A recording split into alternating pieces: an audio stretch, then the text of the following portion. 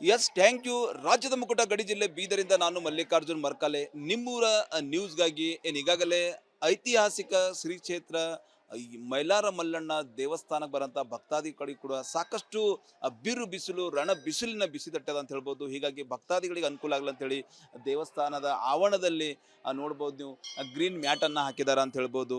ಈಗಾಗಲೇ ಸಾಕಷ್ಟು ಏನು ಈ 45-44 ಅಂತ ತಾಪಮಾನ ದಾಖಲಾಗ್ತಾ ಇದೆ. ಸಾಕಷ್ಟು ಕಡೆ ಬಿಸಿಲಿನ ಎಫೆಕ್ಟು ಸಾಕಷ್ಟು ಜನರಿಗೆ ತಟ್ಟಿದೆ ನೋಡ್ಬೋದು ನೀವು. ಸಾಕಷ್ಟು ಭಕ್ತಾದಿಗಳು ವಿಶೇಷವಾಗಿ ನವ ದಂಪತಿಗಳು ಏನದಂದ್ರೆ ಎಳ್ಕೋಟ್ಗೆ ಮೈಲಾರ ಮಲ್ಲಣ್ಣನ ದೇವಸ್ಥಾನಕ್ಕೆ ಭಾಸಿಂಗ್ ಬಿಡ್ಲಕ್ಕೆ ಬರ್ತಾರೆ. ಸಾಕಷ್ಟು ಭಕ್ತಾದಿಗಳು ವಿಶೇಷವಾಗಿ ನೆರೆಯ ಮಹಾರಾಷ್ಟ್ರದಿಂದ ಸಾಕಷ್ಟು ಅಪಾರ ಪ್ರಮಾಣದ ಭಕ್ತ ಸಂಖ್ಯೆನೇ ಏನಂದ್ರೆ ಮೈಲಾರ ಮಲ್ಲಣ್ಣನ ದೇವಸ್ಥಾನಕ್ಕೆ ಬರ್ತಾರೆ. ಹೀಗಾಗಿ ನಿಜಕ್ಕೂ ದೇವಸ್ಥಾನಕ್ಕೆ ಬರೋಂಥ ಭಕ್ತಾದಿಗಳಿಗೆ ಕೂಡ ಬಿಸಿಲಿನ ಬಿಸಿ ತಟ್ಟದ ಅಂತ ಹೇಳ್ಬೋದು. ರಣ ಬಿಸಿಲಿನಿಂದು ಭಕ್ತಾದಿಗಳಿಂದ ದೇವರಿಗೆ ಸುತ್ತ ಹಾಕ್ತಾರೆ ದೇವಸ್ಥಾನಕ್ಕೆ. ಬಿಸಿಲಿನ ಪಾರಾಗಲಿ, ಬಿಸಿಲು ಹತ್ಬಾರ್ದು ಎಂಬ ಉದ್ದೇಶದಿಂದ ನೋಡ್ಬೋದು ನೀವು ಗ್ರೀನ್ ಮ್ಯಾಟನ್ನು ಫುಲ್ ದೇವಸ್ಥಾನ ಸುತ್ತಲೂ ಅಳವಡಿಸಿದ್ದಾರೆ.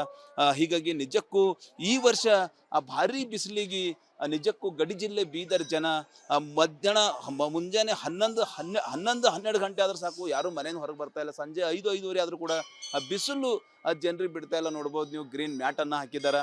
ಐತಿಹಾಸಿಕ ದಕ್ಷಿಣ ಕಾಶಿ ಎಂದೇ ಖ್ಯಾತಿ ಪಡೆದಂಥ ಐತಿಹಾಸಿಕ ಶ್ರೀ ಕ್ಷೇತ್ರ ಮೈಲಾರ ಮಲ್ಲಣ್ಣನ ದೇವಸ್ಥಾನಕ್ಕೆ ಸಾಕಷ್ಟು ಭಕ್ತಾದಿಗಳು ಬರ್ತಾರೆ, ನವ ದಂಪತಿಗಳು ಸೇರಿದಂತೆ. ಆ ಒಂದು ಬರಂಥ ಭಕ್ತಾದಿಗಳಿಗೆ ಕೂಡ ನಿಜಕ್ಕೂ ಬಿಸಿಲಿನ ಬಿಸಿ ಭಾರಿ ಪ್ರಮಾಣದಲ್ಲಿ ತಟ್ಟದ ಅಂತ ಹೇಳ್ಬೋದು.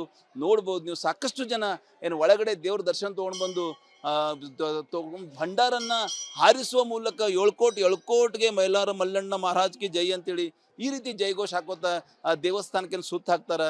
ಹೀಗಾಗಿ ಸುತ್ತ ಹಾಕೋಂಥ ಭಕ್ತರಿಗೆ ಭಂಡಾರ ಎರಚುವಂಥ ಭಕ್ತಾದಿಗಳಿಗೆ ಯಾರಿಗೂ ಕೂಡ ಬಿಸಿಲಿನ ತಾಪಮಾನ ಬಿಸಿಲಿನ ಎಫೆಕ್ಟ್ ಆಗ್ಬಾರ್ದು ಎಂಬ ಉದ್ದೇಶದಿಂದ ಏನು ಈಗಾಗಲೇ ನೋಡ್ಬೋದು ನೀವು ದೇವಸ್ಥಾನದ ಒಳಗಡೆ ಗರ್ಭಗುಡಿ ಸಾಕಷ್ಟು ಭಕ್ತಾದಿಗಳು ಹೋಗ್ತಾ ಇದ್ದಾರೆ. ಭಂಡಾರ ಕೂಡ ಏನದಂದ್ರೆ ನೋಡ್ಬೋದು ನೀವು ಭಂಡಾರನ್ನ ಎರಚುವ ಮೂಲಕ ಏನದಂದ್ರೆ ದೇವರಿಗೆ ತಮ್ಮ ಮನೋಕಾಮನೆ ಕೇಳ್ಕೊತಾರೆ. ಹೀಗಾಗಿ ನಿಜಕ್ಕೂ ಮೈಲಾರ ಮಲ್ಲಣ್ಣ ದೇವಸ್ಥಾನಕ್ಕೆ ಬರೋಂಥ ಭಕ್ತಾದಿಗಳಿಗೆ ಏನು ಬಿಸಿಲಿನ ಎಫೆಕ್ಟ್ ಆಗ್ತಾ ಇದೆ. ಹೀಗಾಗಿ ಗ್ರೀನ್ ಮ್ಯಾಟ್ ಅಳವಡಿಸುವ ಮೂಲಕ ಆ ಭಕ್ತಾದಿಗಳಿಗೆ ಅನುಕೂಲ ಮಾಡಿಕೊಟ್ಟಿದ್ದಾರೆ ಅಂತ ಹೇಳ್ಬೋದು. ಇದಿಷ್ಟು ಇಲ್ಲಿಯ ಸುದ್ದಿ ಅಂತ ಹೇಳ್ಬೋದು. ಮುಂದಿನ ಸುದ್ದಿ ನಮ್ಮ ಸಹ ಉದ್ಯೋಗಿ ಕೊಡ್ತಾರೆ. Over to you.